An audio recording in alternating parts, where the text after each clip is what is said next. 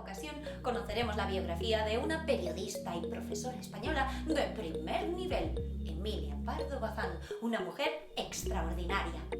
Hija de nobles que, a pesar de su posición, recibió las críticas, insultos y menosprecios de un montón de hombres de su época. Pese a sus méritos como escritora, le negaron entrar hasta 3 veces en la Real Academia de la Lengua Española. Y eso, que era una autora elogiada internacionalmente. Al final, gracias a su constancia y tesón, consiguió el reconocimiento que merecía, pero para ello tuvo que luchar mucho. Emilia Pardo Bazán nació el 16 de septiembre de 1851 en La Coruña. Amaba tanto su ciudad que en muchos de sus libros la retrataba con un nombre falso, Marineda. Sus padres eran personas muy importantes. Su madre era doña Amalia de la Rúa, una mujer independiente, pero muy abierta con la gente. Su padre, don José Pardo Bazán, era político y pasó buena parte de su vida rodeado de libros. Sus padres eran condes, gente con mucho dinero e influencia. Incluso el rey Alfonso XIII acabó concediéndole a Emilia el cargo de condesa cuando se hizo mayor. Emilia empezó a escribir a los 9 años. Estudiaba en un colegio francés, aunque en invierno se trasladaba a Madrid junto a su padre. En sus ratos libres creó sus primeros versos, publicados en el almanaque de Soto Freire. Con 15 años escribió su primer relato, Un matrimonio del siglo XIX. Fue el primero de muchos, porque Emilia Pardo Bazán llegó a producir casi 600 cuentos a lo largo de toda su vida literaria. ¡Ahí es nada! Un año después se casó con un muchacho de 20 años que estudiaba Derecho, José Quiroga.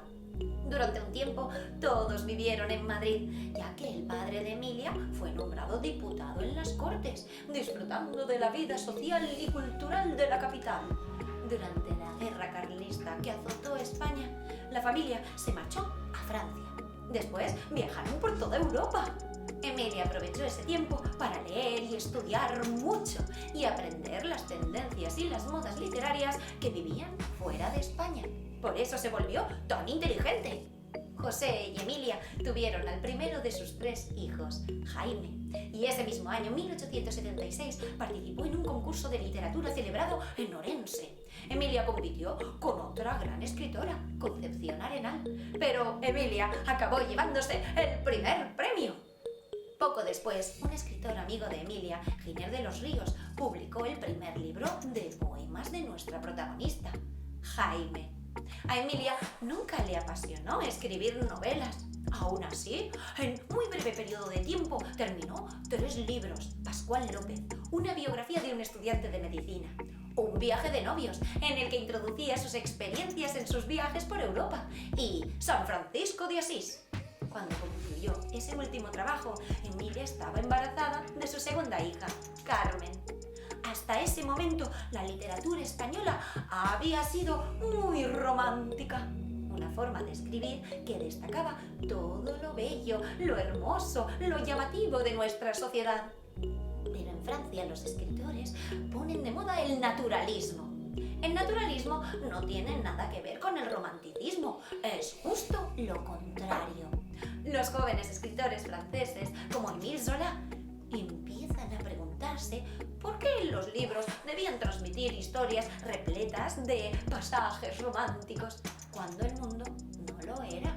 Los escritores europeos más importantes cambian el chip y empiezan a escribir novelas donde se refleja un mundo más realista, más oscuro, más crudo.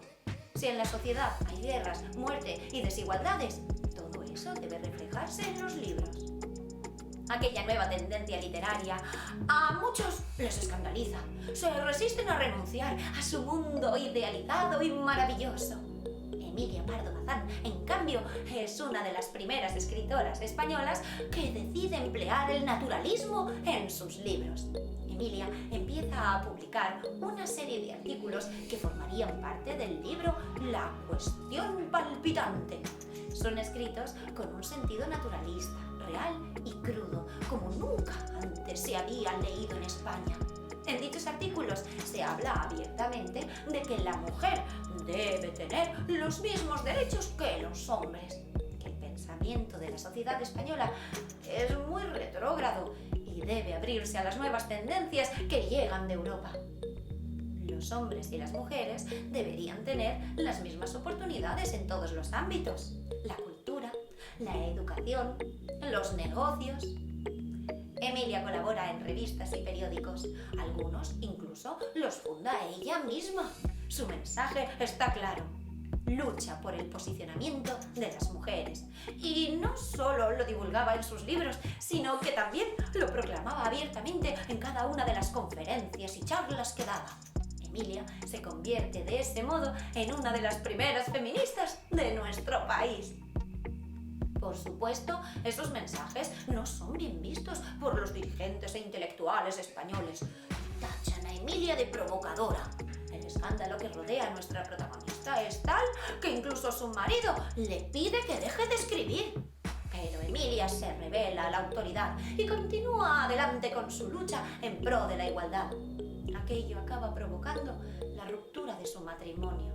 Emilia empieza a relacionarse con otros hombres, como Benito Pérez Galdós. Cuando murió su padre en 1890, Emilia invirtió toda su herencia para crear una revista titulada El Nuevo Teatro Crítico, un altavoz para todas sus ideas revolucionarias. Además, llevó sus críticas contra la desigualdad entre hombres y mujeres al Congreso Pedagógico y propuso a Concepción Arenal como nuevo miembro de la Real Academia de la Lengua Española. La escritora fue rechazada por sus homólogos simplemente por ser mujer.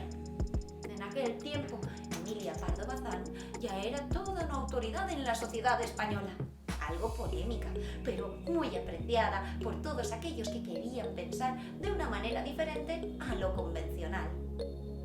Pero también tenía muchos enemigos, entre ellos colegas escritores. Hasta 3 veces le negaron la entrada en la Real Academia de la Lengua Española, y eso que era una de las escritoras más prolíficas de la época.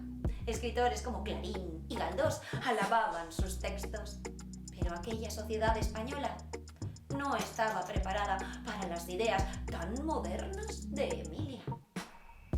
Emilia llegó a ser la primera mujer en presidir la sección de literatura del Ateneo de Madrid y la primera en ocupar una cátedra de literatura en la Universidad Central de Madrid.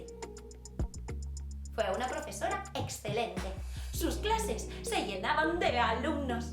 Se dice que mientras el profesor Ramón y Cajal tenía 221 alumnos, Emilia Pardo Bazán podía llegar a congregar 825. Todos la apreciaban, pues era una catedrática directa, inteligente y sobre todo entretenida a la hora de dar sus clases. Otra de las facetas más importantes de Emilia fue la de periodista. Estaba entregada a la causa social del reconocimiento de los derechos de las mujeres. Luchó sin tregua por la igualdad.